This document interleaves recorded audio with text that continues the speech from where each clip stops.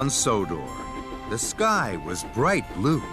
The fields were full of flowers, and the birds sang sweetly.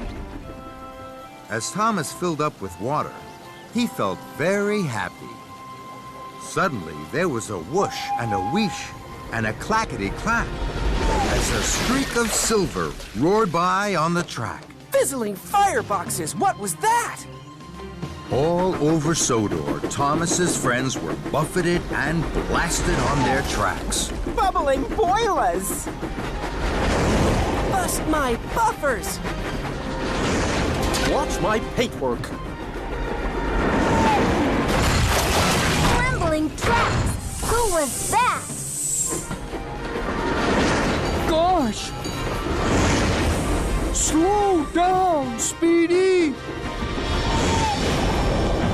Rail Raider!